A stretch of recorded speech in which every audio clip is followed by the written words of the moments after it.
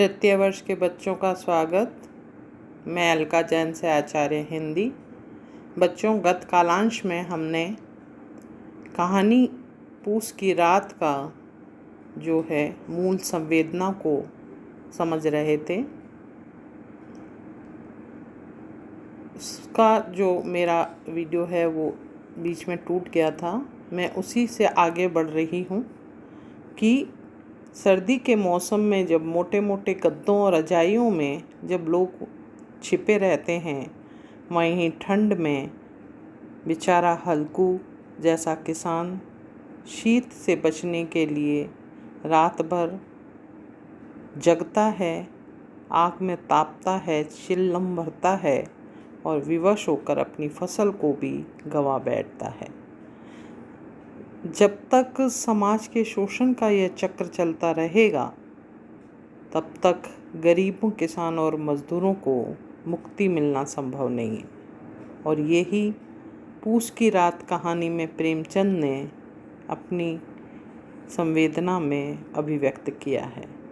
तो बच्चों, ये थी कहानी पूस की रात, जो कि पूरी गरीब किसान के जीवन को यथार्थता के साथ चित्रित किया है। बच्चों, हम इस दृष्टि से देखें, चरित्र की दृष्टि से, तो ये तीनों ही पात्र, हल्कू,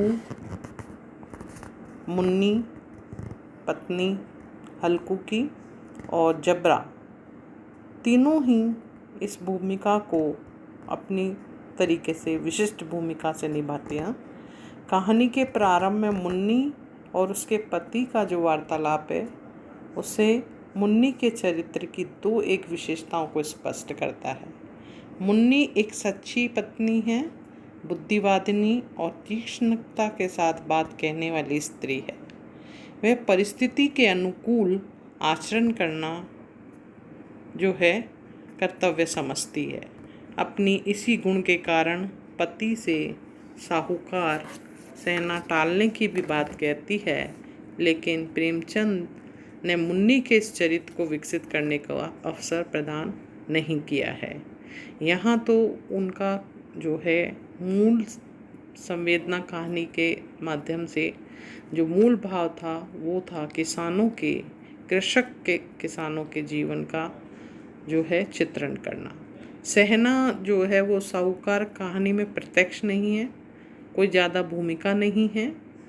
जबरा एक ऐसा कुत्ता है जो स्वामी भक्त है, वफादार है, सतर्क है और जागरूक है।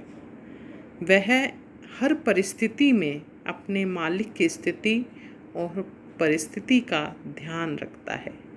प्रेमचंद ने इस कहानी में जबरा नामक कुत्ते को एक ऐसा चरित्र प्रदान किया जो बावजूद अपने कुत्तेपन की इंसानी श्रेणी में आ जाता है। मानवेतर जीवों को पात्र बनाने की ये प्रवृत्ति प्रेमचंद की चरित्र सृष्टि की विशिष्टता कही जा सकती है। हल्कू किसान वर्ग का प्रतिनिधि चरित्र है। वह उन सभी कमजोरियों और बुराइयों से युक्त है जो किसानों में होती है। हल्कू शोषण के चक्कर का शिकार है, निर्धन है, हाजिर जवाब है,